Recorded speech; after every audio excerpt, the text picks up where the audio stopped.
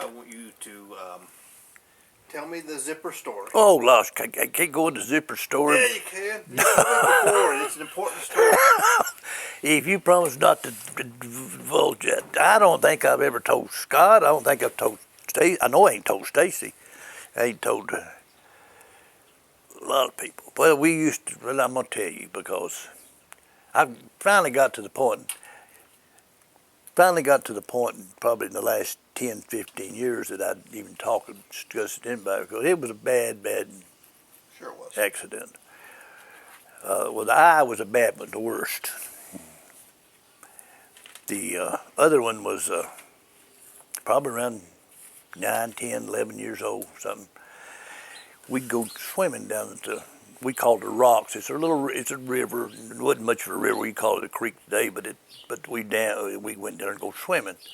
And we didn't have swimming trunks, so we went down there and we go and whatever we had on. We had an old pair of corduroy pants I'd cut off.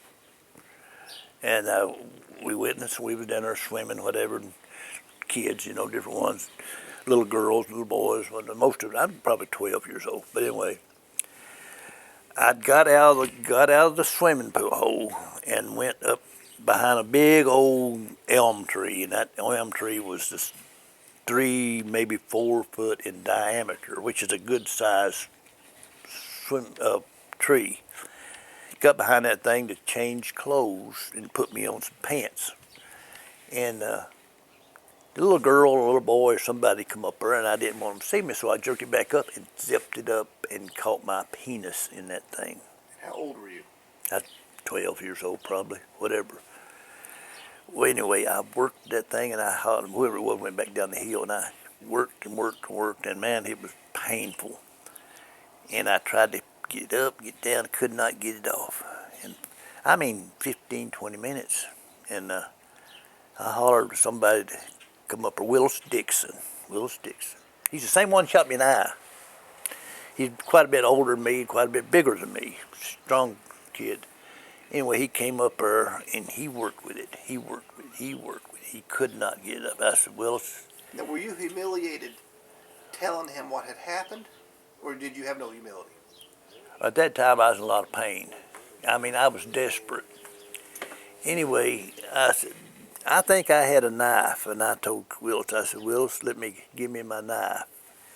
And he got it, and I cut that zipper off of this pants.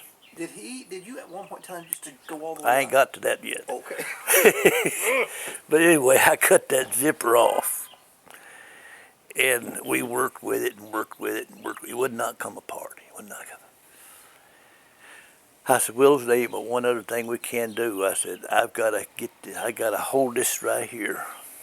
And I backed up against that tree.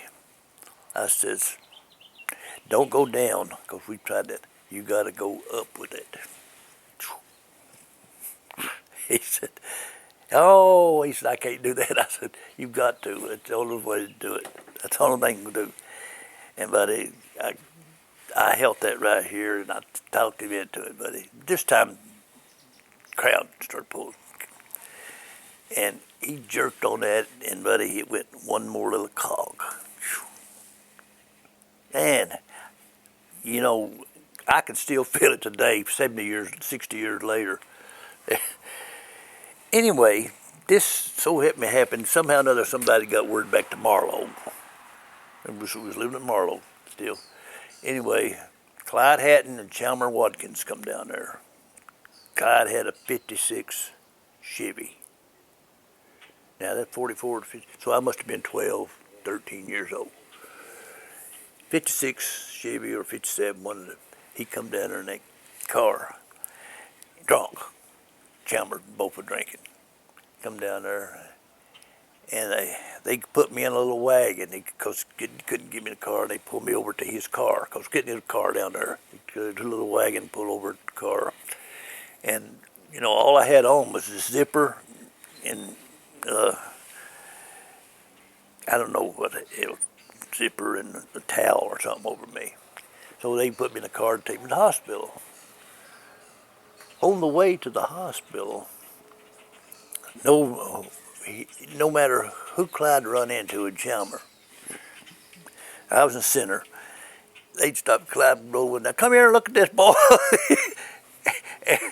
They'd come over and look at it, and so they finally got me to the hospital. And every doctor in the hospital, not every doctor, 2 or 3, 4, tried to do it. Get out. And boy, it was painful, so painful. They couldn't do it. So I was born at home, and I wasn't circumcised. And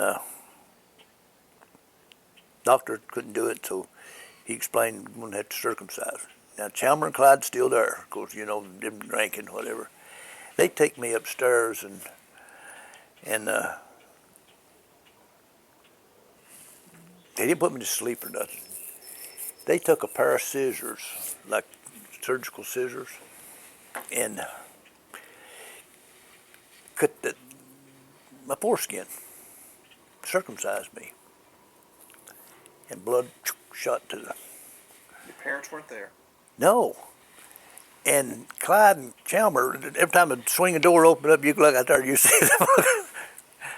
Anyway, then they sewed it up, and I mean, it was horrible pain.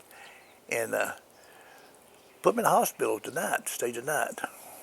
Big old galls on it, and gosh, Joe, you wouldn't think it painful just the galls on it, but I stayed there at night. Come home. I remember a woman being in there that knew my family. She said, "What's wrong? You would embarrass me to death." You know, I couldn't tell her whatever. But I got home about it, and a week or so, days after that, everybody kidded me about it. Oh, boy, I'd fly into them. They wanted me to fight. All they did was mention that. It was embarrassing. It was bad.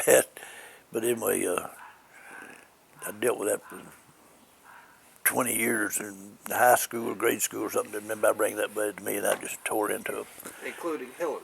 Hillard was probably bad, but not as bad as some others. But Hillard probably was worst. I don't know. I don't know who was worse at this point in time. That's a bad. That was a bad experience, yeah.